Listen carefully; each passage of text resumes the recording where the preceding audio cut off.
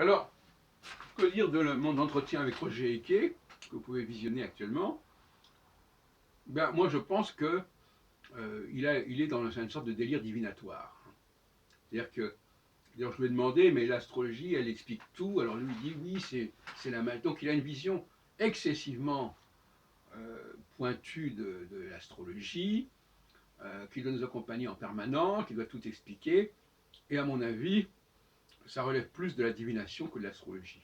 Et c'est heureux que aujourd'hui les astrologues soient plus raisonnables, en leur grande majorité, et qu'ils comprennent que l'astrologie a ses limites. Et ce qui est assez curieux chez Roger Eke, c'est qu'il, d'un point de vue de l'idée de la science, pour lui la science c'est tout ou rien. Hein. Moi j'avais déjà fait la critique de ça. Dieu c'est tout ou rien, la science c'est tout ou rien, l'astrologie c'est tout ou rien. Ils ne sont pas capables de dire voilà, de circonscrire le sujet en disant bon voilà, bon, on a un certain Dieu qui a certaines capacités, on a une certaine astrologie qui a certaines capacités. Moi je suis pour l'astrologie et la technologie et la théologie du fini et non pas de l'infini. Et c'est pas un service à rendre à l'astrologie que de lui dire voilà, il faut que vous expliquiez tout, avec tout ce qui existe dans le ciel. Bon. Et en plus, le problème, comme je l'ai fait le remarquer, c'est qu'il ne tient pas compte de la vitesse réelle des planètes. Quand je lui dis mais ces planètes-là, qu'est-ce qui les différencie? Ben, c'est le nom qu'elles ont reçu. Bon, d'accord, très bien, le nom qu'elles ont reçu. Moi, je lui ai dit, mais non, bah, il faut quand même regarder.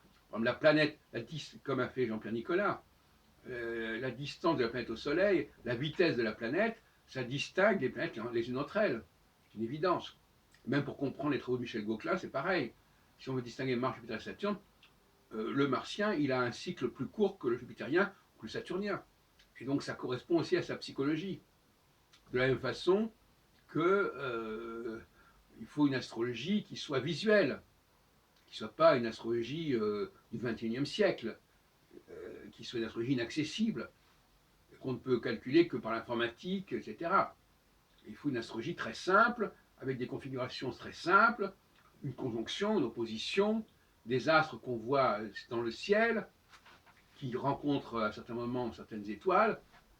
Et lui, Roger Eke, il est dans une sorte d'astrologie de la fin du XXe siècle, avec les ordinateurs, qui suppose que les humains n'ont jamais connu les astres. Ou plus exactement, que ce qu'ils ont connu des astres, ça ne servait à rien. Il a une critique radicale de toute la tradition astrologique. Et en même temps, il nous explique que le nom des planètes, c'est très important, que ça doit tenir probablement à un savoir mystérieux, comme ça, ancestral. Bon, voilà. Donc voilà où on en est à ce niveau-là. Bon.